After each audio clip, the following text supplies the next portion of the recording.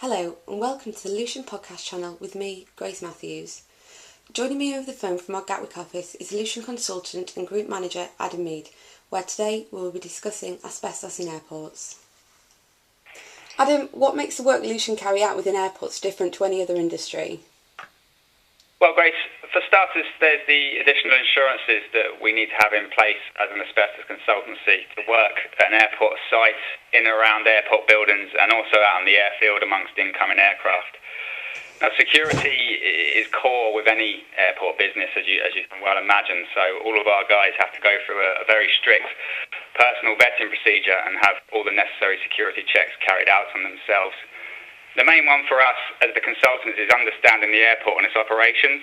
So we really need to know the difference between the landside and the airside procedures, what it means and how we can carry out our works around them. And also the permit to work process on site is quite stringent for obvious reasons. So there's quite a lot of different inhabitants on site, from airport staff to the general public and multiple contracts, and also enforcing agencies. So we've got to carry out our work around those inhabitants and making sure that everything we do keeps them safe, but also allows us to complete our work correctly. And having an always-up policy to meet the demands of an airport site 24 hours a day, 7 days a week, we've got to be truly reactive and flexible in our works to carry them out around a truly live operational airport. Yeah. And what are the main challenges you face when accessing these airports? Well, again, I think I'd reiterate, understanding the airport's procedures is one of the challenges. So we need to know what is happening landside, what's happening airside, and what are the current airport operations. So where could the job be? Is it out on the live airfield, and have we got aircraft within 50 feet of us, or is it within a populated terminal where there are tens of thousands of the general public all going about their general days? So we really got to understand the differences in working landside and airside.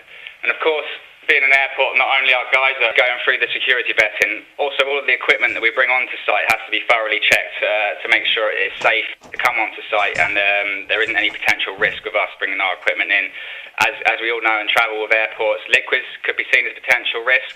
So anything we bring with us has to go through security process. Also, it cannot leave our site, so that's quite a challenging phase. It has to be in our direct line of sight at all times. So correct planning of the works and having our risk assessment method statement and permit to work at the beginning and the planning stage are essential in any task we complete, no matter how big or how small it may be.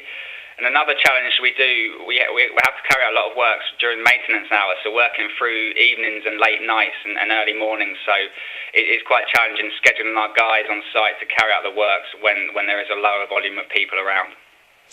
And you talk about landside and airside, so when we talk about asbestos in airports, where can this predominantly be found? Well, Grace, that's a very difficult question to answer. With the age of the majority of the UK buildings and airport buildings and their various changes over time, all areas should really be investigated for the presence of asbestos. Any building built pre-2000 could very well contain it in the building fabric. Now, airports will usually have a portfolio of properties on site, ranging from terminal buildings, aircraft hangars, offices, plant rooms, substations, and so on. And the use of asbestos in building fabrics was very commonplace back in the 50s, 60s, 70s, so it could be found in any of these areas. So a very much risk-based approach. All buildings should be checked regardless of their use, and they should all be treated in the same way, and asbestos should be presumed present until proven otherwise. Okay. And presumably Lucion staff must be very discreet when accessing airports due to the public curiosity of unusual looking equipment being brought in. Yes, this is a very good question. I mean, working in and around live areas is never easy. So, as I mentioned earlier, understanding of the area and its operations are key at the planning stage of our works. It will require a full risk assessment and method statement, and more often than not, we'll have very long discussions about segregating the work areas, so we are away from any prying eyes of the public or of any of the people employed at the airport.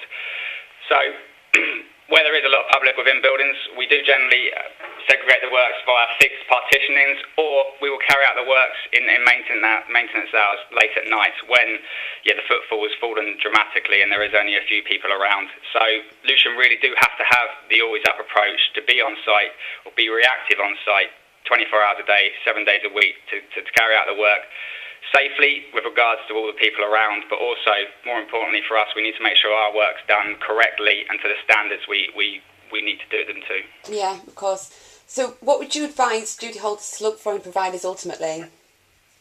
Well, if I was to pass on any advice, I suggest they look for the usual standard UK accreditations and competencies that the majority of the asbestos consultancies would have out there. But the main thing for me would be experience and understanding of airports or similar sites that do have an additional risk and additional risk management. So it really is a key understanding of how the airports operate and what the additional risks are to factor them into the work we do. The provider should really have the workforce and be able to offer a 24-hour day, 7 days a week service to meet the demands of a truly live site. But they should not only offer a professional approach towards delivering trusted consultancy in line with the duty holder's responsibilities, they also really need to have an understanding of the core values and the operations at the heart of the airport's business so they can both work together to get the job done. Thanks, Adam. And for more information on asbestos in airports, please visit lucion.co.uk/infrastructure.